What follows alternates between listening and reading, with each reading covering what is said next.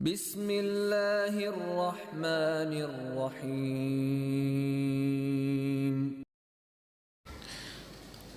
Kalau ibu dititipkan Allah harta, kemudian digunakan untuk merenov atau membeli atau menata rumah.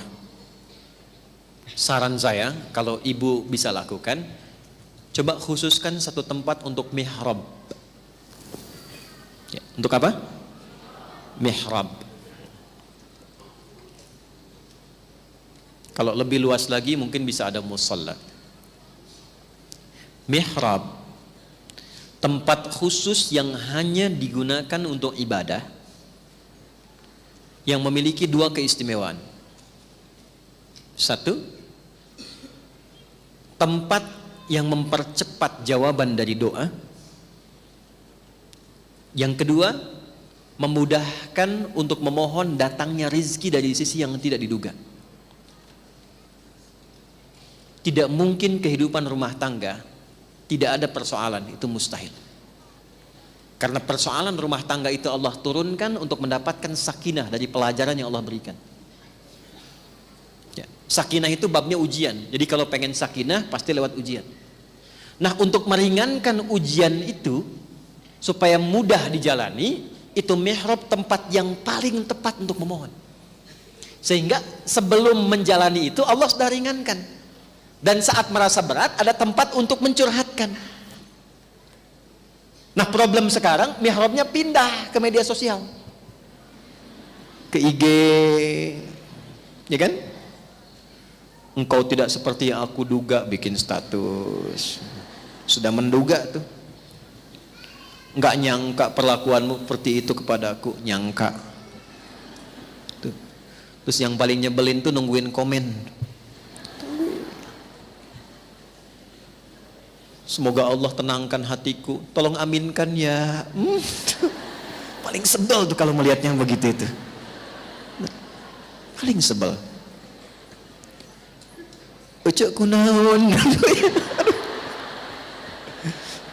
Terus awios-wios, iya mah abdi wae. Abdi wae tapi nggak ada mas status, kumaha tuh ibu teh. Aduh. Bu, damang ibu. Alhamdulillah. Aduh ya Allah, punten ya pemirsa. Ya. Baik, lanjut ya. Contohnya siapa yang perempuan yang punya mihrab? Maryam alaihissalam. Maryam. Jadi yang Nabi sebut di lisan beliau yang mulia sallallahu alaihi wasallam, dua perempuan penghulu langit itu dua orang. Nanti empat yang istimewa, dua yang paling pokok. Yang dua ini Sayyidah Khadijah radhiyallahu taala anha, keduanya Maryam binti Imran. Nanti turun dari sini dua lagi, Sayyidah Fatimah dengan Sayyidah Aisyah. Nah, Asiyah ya, Sayyidah Asiyah binti Muzahim.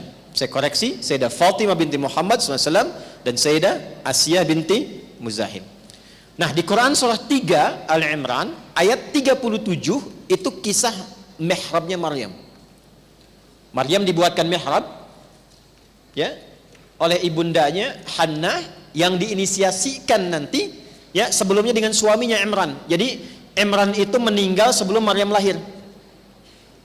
Nah, ya? Dibuatkan mihrab, dikhususkan untuk mendekat kepada Allah. Ini harta yang Allah titipkan, dibikinkan tempat untuk mendekatkan Maryam kepada Allah. Apa yang terjadi?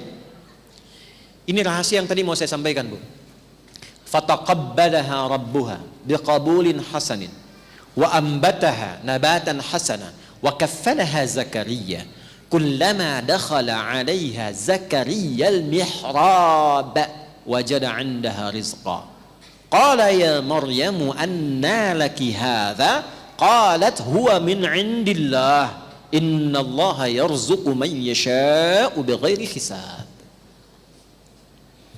Ikhtiar orang tua ini yang menyiapkan Maryam, membikinkan mihrab, memfokuskan ibadah di dalamnya, diterima oleh Allah. Fataqabbalaha rabbuha biqabulin hasanin. Perhatikan baik-baik. Saat Allah terima itu, maka ibu tidak lelah lagi merawat kehidupan anak-anak karena Allah memberikan perhatian lebih dibandingkan hamba lainnya. Fataqabbalaha rabbuha biqabulin hasanin wa ambataha nabatan hasana. Allah akan perhatikan anak yang tumbuh itu dari mulai dia tumbuh sampai dewasa sampai kembali kepadanya. Itu yang menyebabkan Maryam tidak pernah bisa diganggu setan dari mulai hidup sampai dengan wafatnya. Maryam. Jadi kalau ibu punya itu di rumah, dan tidak harus luas, Bu. Dan kalaupun itu kontrakan, kami pertama berumah tangga dengan istri saya, itu kami hanya ngontak dipetakan, Bu, dan bukan aib. Alhamdulillah.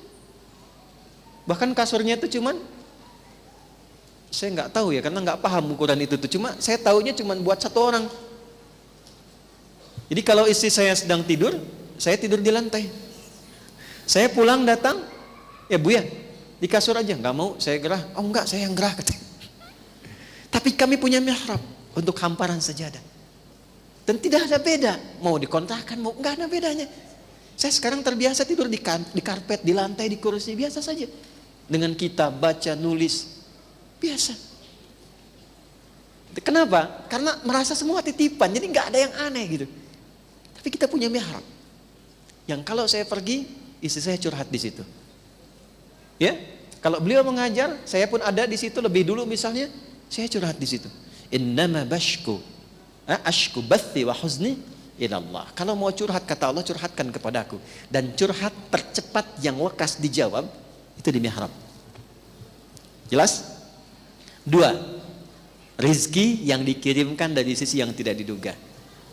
Ini saya cerita banyak ulama lain. Tapi karena kita pun mengalami apa yang kita ikuti, jadi senang kalau fa'amma bi ni'mati rabbika hadits. Bu, rasa-rasanya kami jarang beli makan gitu. Dan saya cuma mengajar. Ya. Saat kembali pertama datang ngajar di kampus, itu sebulan dapat 500.000. Dan kami melihatnya banyak saja. Satu kali saya tanya istri saya, sebulan berapa yang dikeluarkan, Bu? Itu kurang lebih 5 juta katanya, Bu ya.